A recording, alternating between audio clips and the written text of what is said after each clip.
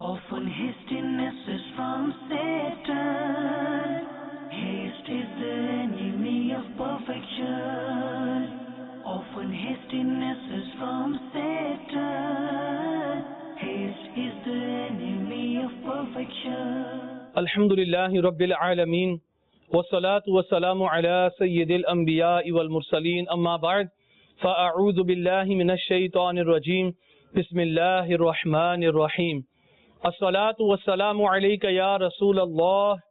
Wa ala alika wa ashabika ya Habiballah. As-salatu wassalamu alayka ya Nabiyallah.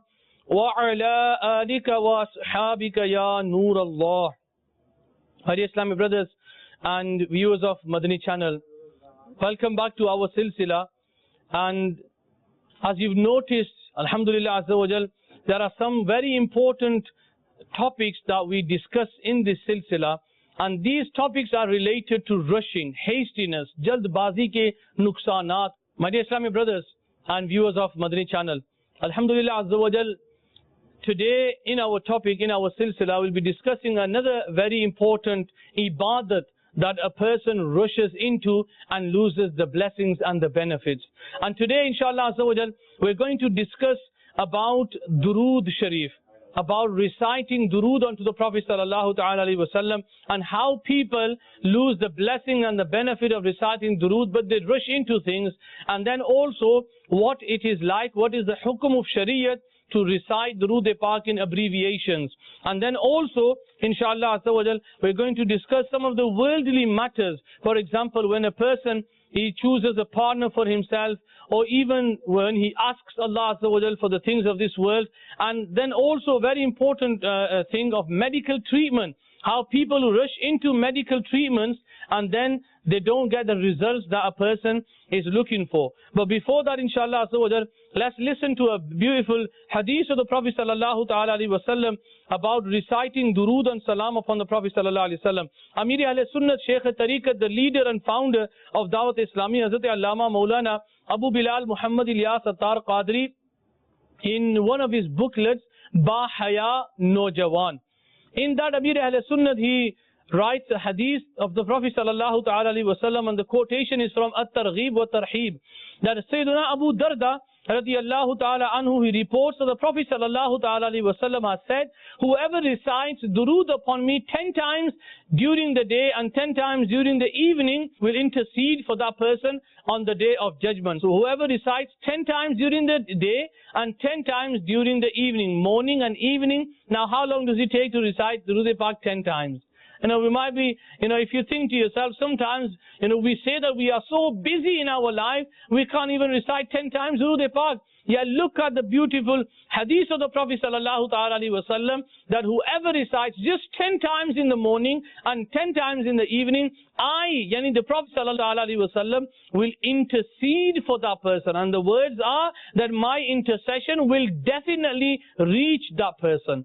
So my dear Islam brothers, let's all make the intention, inshallah Azza wa Jal, that from now on we will recite Durood-e-Pak onto the Prophet sallallahu ta'ala alayhi wa sallam with love and affection, and inshallah Azza wa Jal, by acting upon the sunnah of the Prophet sallallahu ta'ala alayhi wa sallam, because remember, there are many, many beautiful hadiths that the Prophet sallallahu ta'ala alayhi wa sallam has mentioned about reciting Durood-e-Pak. May Allah Azza wa Jal reward us all, and may Allah Azza wa Jal give us the ability to recite Durood upon the Prophet sallallahu alayhi wa sallam with love and affection. Sallu ala al-Habib sallallahu ta'ala ala Muhammad wa ala alihi wa sahbihi wa barik wa sallim.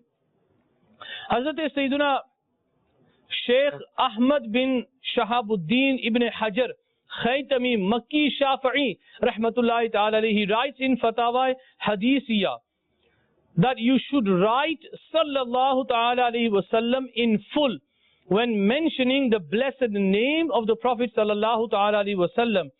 And this is the way of the previous pious predecessors. And do not write Salam, as this is the way of the deprived people, those people who have been deprived from the mercy of Allah Azza wa Jalla. And remember, my dear Islamic brothers, the scholars, they have said that writing Salam or even a swad. And in English sometimes you see when you read an Islamic book, and when the Prophet ﷺ's beautiful name is mentioned, in the brackets you'll just find S, or you just find SAW. Now these are abbreviations that people use, and remember, there is no meaning for these abbreviations. These are disliked and makruh methods. Even if you write the name of the Prophet ﷺ, then 1,000 times, then you must write 1,000 times Durood Pak. Now remember, my dear Islam brothers, the scholars, they have forbidden from writing such abbreviations like Sal'am, Swad, or SAW, or a S in the bracket, and then for the name of Allah Azza wa Jal, people just write S, or Subhanahu wa Ta'ala, they just write an SB. All these abbreviations for Radiyallahu Ta'ala anhu, when we're mentioning the companions of the Prophet Sallallahu Alaihi Wasallam, they'll just say write RA in the brackets. These don't mean anything. And now and some of the scholars, they have even gone to an extent that they have issued a very strict verdict on that person who writes abbreviations instead of writing the full Durood Pak. And today, people spend a lot of time writing novels. We write hundreds and hundreds of pages of books, right? Just a novel, a story which has no meaning at all. Yet people have time to write that.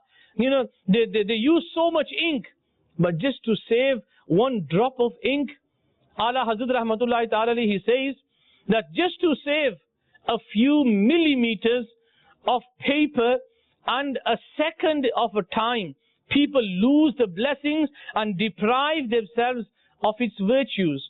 As Muslims, my dear Islam brothers, to show our love for the Prophet Sallallahu Alaihi Wasallam, we should write Durood Pak fully. So when you are writing a book, or you're writing a few words, then whenever the Prophet Sallallahu Alaihi Wasallam's name you are writing, make sure in the brackets, don't write SAW, in the brackets write full Sallallahu Ta'ala Alaihi Wasallam, or peace and blessings be upon him. That is the translation of that Durood Pak. So even that is a Durood as well. But my dear Islam brothers, please do not write abbreviations. Hazrat Sayyidina Allama Jalaluddin Sayyuti Shafi'i Rahmatullahi Ta'ala, a great saint and a great scholar of his time, he writes in his book that the first person who wrote Durood Sharif in shorthand, his hands were cut off. Even when writing the name of Allah Azza wa Jal, write Azza wa Jal, or Subhanahu wa Ta'ala, or Jalla Jalaluhu in full. Don't just write Jim. And then, like I mentioned before, when you write the name of the companions of the Prophet Sallallahu Alaihi Wasallam, don't only write RA in the brackets, write Radiyallahu Ta'ala anhu complete. And then sometimes when you are talking, now this is very important, especially for a muballigh when he is doing the bayan, and when you mention the name of the Prophet Alaihi Salatu Wasalam, people sometimes they rush into that and they don't mention the name fully. Hazrat Sayyidina Shaykh Rahmatullahi Ta'ala Shazli, he once saw the beloved Prophet Sallallahu Ta'ala Wasallam in his dream. He used to recite a wazifa. On that particular day, he was reciting his wazifa and he was rushing into reciting the Durood Pak. And he saw the Prophet Sallallahu Ta'ala Wasallam in his dream, and the Prophet Sallallahu Alaihi Wasallam said, don't you know that rushing is the way of the shaitan? That, oh Muwahib, you are rushing into reciting Durood Pak. Don't you know that this is the way of the shaitan? And the Prophet Sallallahu Alaihi Wasallam, he instructed him to recite in a beautiful manner and slowly. The words were, Allahumma salli ala Sayyidina Muhammadin wa ala ali Sayyidina Muhammadin. But if time is short, then you can read a bit faster.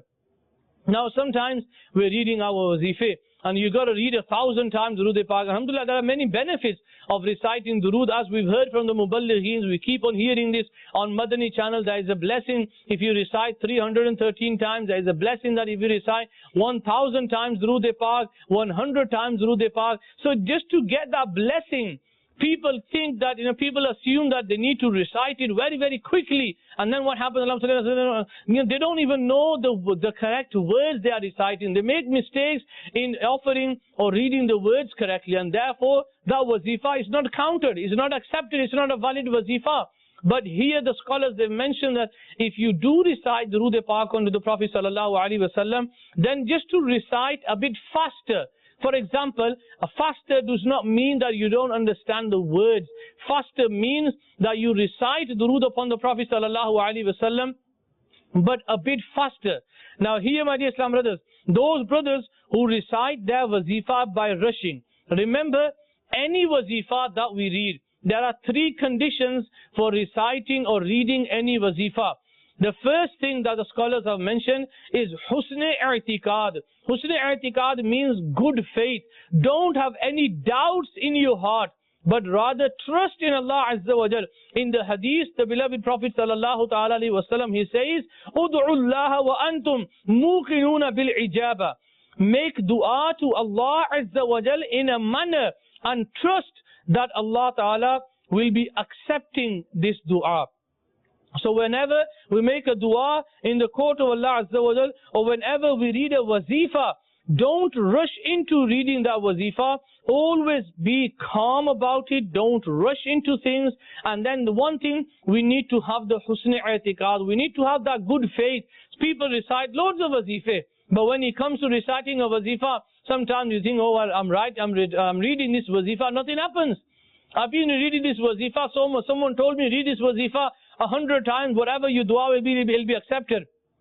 I'm reading it so many times, nothing has happened. So that husn-i-i'tiqad is that trust in Allah Azza wa Jal is very, very important. Anything what we do, we always need to have that trust in Allah. Remember, who does not have the trust in Allah is the shaitan. The shaitan, he doesn't trust in Allah Azza wa Jal. But we Muslims, especially, we should have that trust in Allah Azza wa Jal.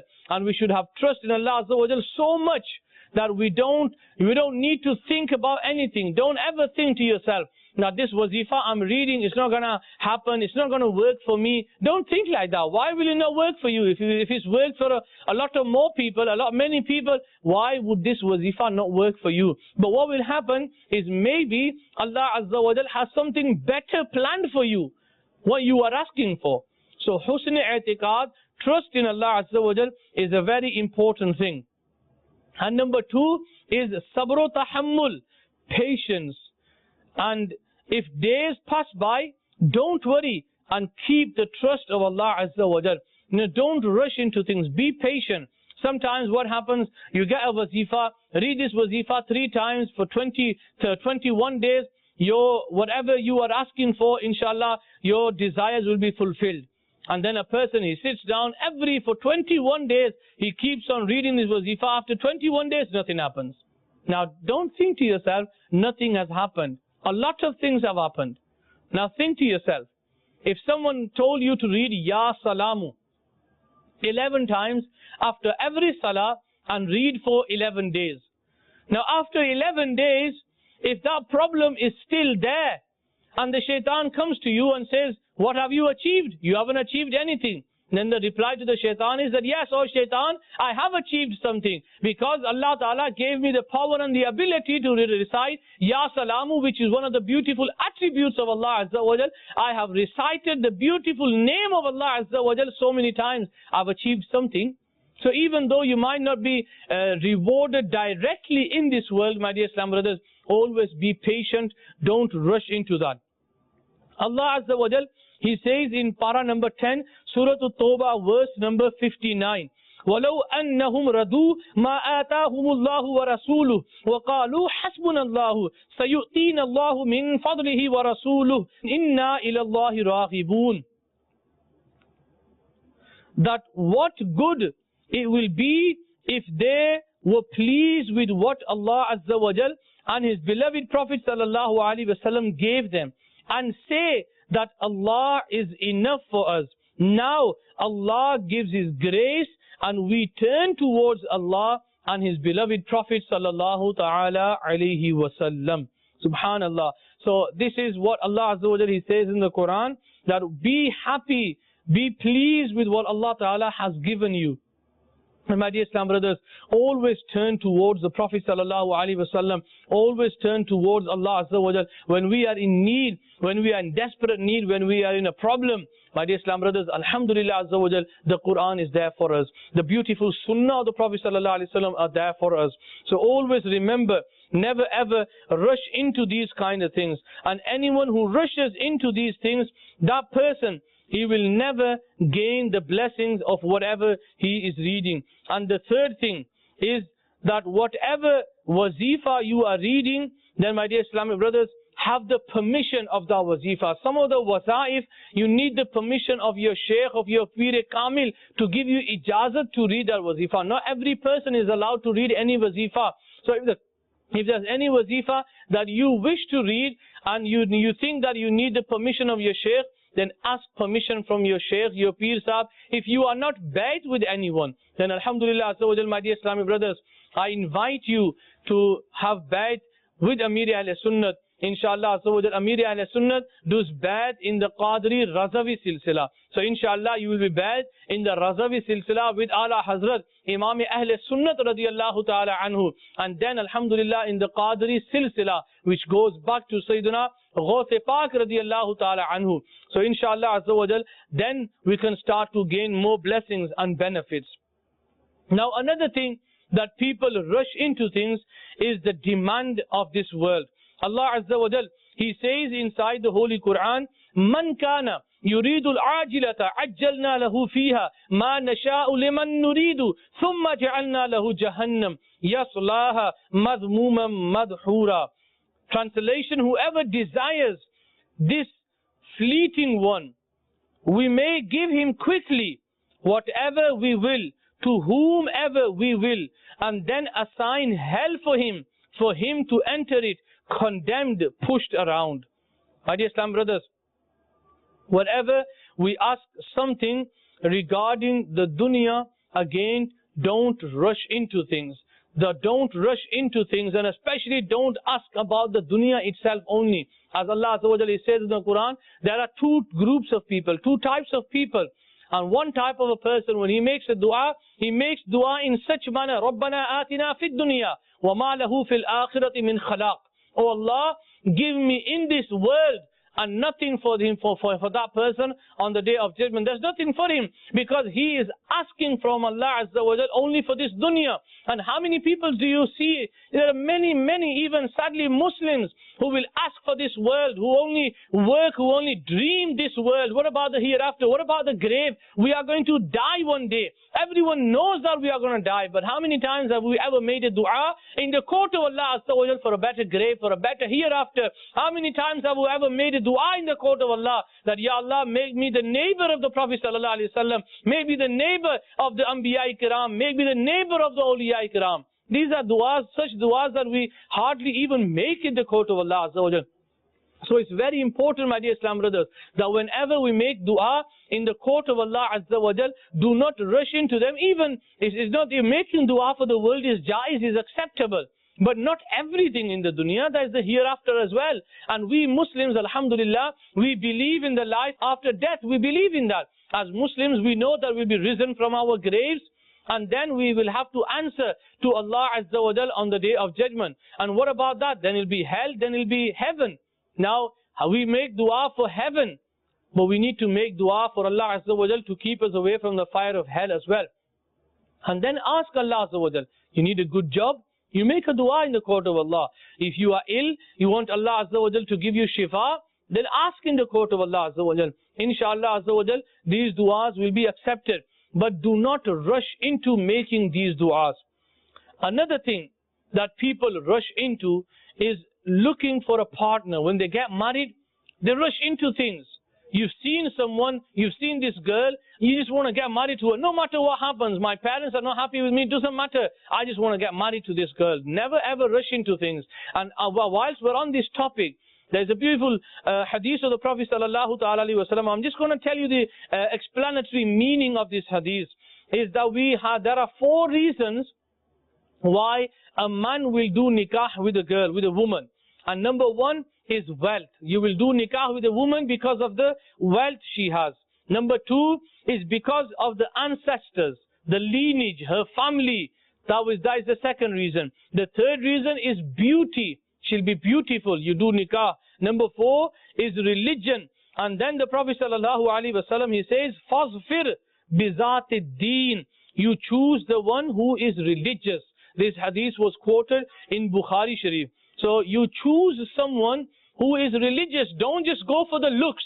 Just don't go for another. A lot of people today, sadly, our youngsters, viewers of Madani channel, who are young, who are still, looking for a rishta, who are still looking for a partner, for a wife. What is it that people nowadays look for? They look at the beauty. And remember one thing, my dear Islam brothers, beauty will finish one day. Beauty can be deceiving. Remember what the Prophet ﷺ, he says, look at her deen, how pious she is. If you have a beautiful wife, but the deen isn't there, she doesn't offer her salah, she's not respected, she's not respecting you, she's not respecting your parents, she's not respecting the family, she doesn't have that respect for elders, what is she going to pass on to the children?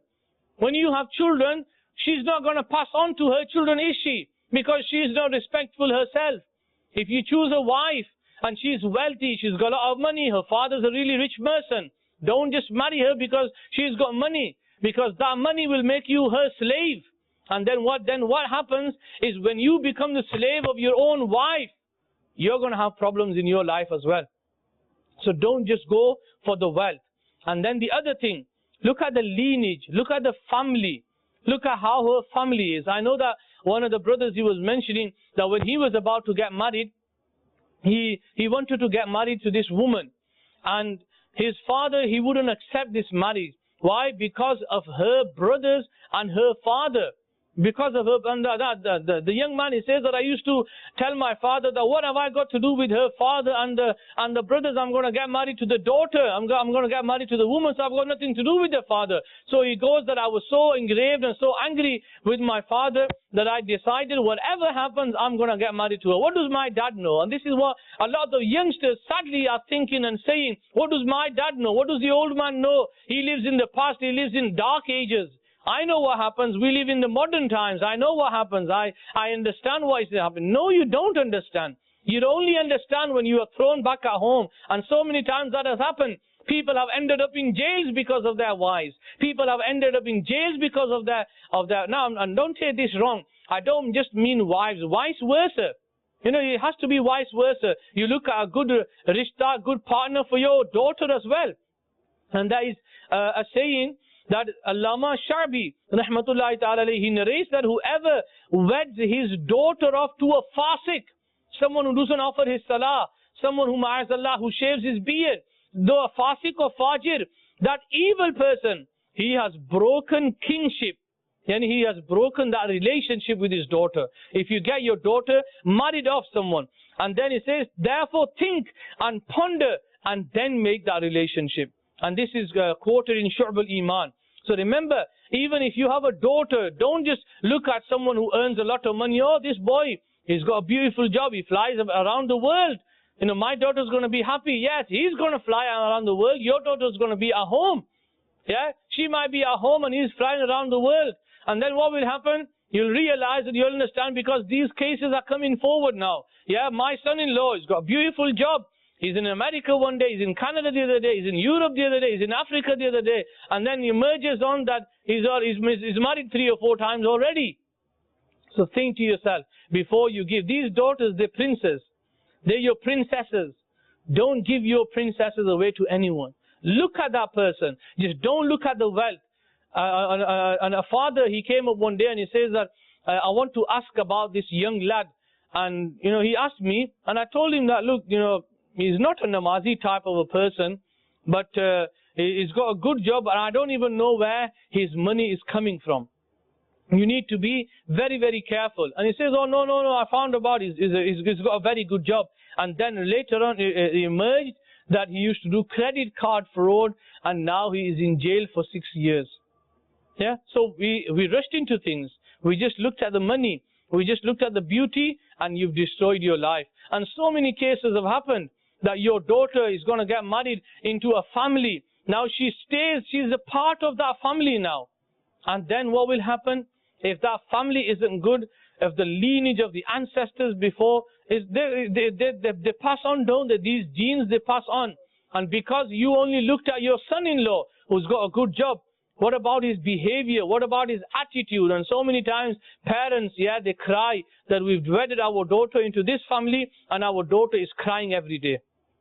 So my dear Islam brothers, please do not rush into things, especially at the time of marriage. Remember, this is going to be such an action that majority of the time people get married once in their life. You need to make this choice, the best choice you can ever make, and you can either make it or you're going to break it. So whenever you marry someone, then why not act upon the sunnah? Do istikhara. Alhamdulillah, Dawat Islami does free istikhara. Now you can do it online, you can ring. So if you go onto the website of Dawat Islami, www.dawatislami.net, and go onto the web onto the page istikhara, click on that, and inshallah they'll give you a number for istikhara. Ring up in the istikhara line and ask them that I am going to marry this so and so girl, and is it good for me? Now istikhara, they'll give you they'll give you a sign if it's good or bad. Now it doesn't mean that you have to follow whatever they say, but it just gives you a sign that if it's going to be good or bad for you. So my dear Islam brothers, hastiness in looking for a partner. A lot of people make this mistake and they cry for the whole of their lives. So always make sure, especially my younger viewers who are watching me, my dear Islam brothers, think to yourself, you need to choose a wife. And you know what the first right of a child is? The first right of a child, even before your child is born, even before you get married. Ala Hazrat Imam Ahl Sunnat radiyallahu ta'ala anhu, he writes in his book that the first right of your child is that you choose a good wife for yourself. You choose a good mother for your future children. Because if you choose a mother, look at the beautiful examples we have. Ala Hazrat Imam Ahl Sunnat radiyallahu ta'ala anhu, he mentions this, and Amir Ahl Sunnat has mentioned this about Ghaus-e Pak radiyallahu ta'ala anhu. When he was born, he was hafiz of nearly 18 pare. Why? Because of his mother. She was a pious woman. She used to recite the Holy Quran. And Ghaus-e Pak radiyallahu ta'ala anhu, he would say that I learned these 18 pare whilst I was in the womb of my mother. She used to recite the Durud-e Pak. Imagine you get married to a woman who's always watching movies on the TV. She's watching soap operas. She's watching drama. She's always watching films. What are your children going to grow up? You'll be there busy working all day long. And she'll be home busy watching videos. What are your children are going to grow up? You want your child to become a waliullah. You want your child to become a good Muslim. And then your wife at home, ma'azallah, if she's watching video films, she's giving milk to her children, she's giving food to her children, and all the time, she's always doing things that are against the sunnah of the Prophet sallallahu alaihi wasallam. What expectations have we got that our children will grow up as pious Muslims? And vice versa. The Islamic sisters, when they get married, parents should be, should be really picky of which son-in-law they would want. Just don't go for the money, because this is what people go for. When a boy wants to marry a girl, the only thing, or the most of the time, the only thing they look is the beauty. That's it, or the wealth. And vice versa. When you get married to a boy, there's the beauty and the wealth. The deen should be number one. Is he a namazi? Does he offer his 5 times salah? If he doesn't offer his 5 times salah, let him be a millionaire. Don't be fooled into that. Nigran-e-Shura can remember Nigran-e-Shura mentioning in his bayan about Abu Zurg rahmatullahi ta'ala alayhi. He had one daughter, and he was a very, very close minister to the king. So he was a very rich person, and he had so many proposals coming from kings and princes throughout the whole world. Yet he would not give his rishta for his daughter to these people. What did he do? He went to a masjid, and he looked around. He was looking for someone pious for his daughter. And he went and he saw this young man, skinny, but he had the nur of ibadat on his face. And he went up to him and he asked him, do you want to get married? And the young man, because he couldn't even afford to feed his own self, he was so poor. The young man, he says that, I can't even look after myself. I can't even feed myself. How am I going to feed someone else? So he declined. But that Buzurg rahmatullahi ta'ala, he says that, look, I will give you all the expenses. Don't you worry about that if you want to get married. So he says, well, if that is the case, then yes, I'll get married. And alhamdulillah, that Buzurg's daughter, You could say that she was a waliya of her time as well. And his new son-in-law was the wali of his time. So you need to look for a good rishta. Don't look at someone who's driving a beautiful car, who's a big mansion. Yeah, that's the best house. No, these are not the things what Islam. We see that so many times. And sometimes we see these things happening again and again. Every time people spend thousands of pounds. I know of a person who spent nearly 30 grand on a wedding. He got his daughter married off. 3 days later, she was back home.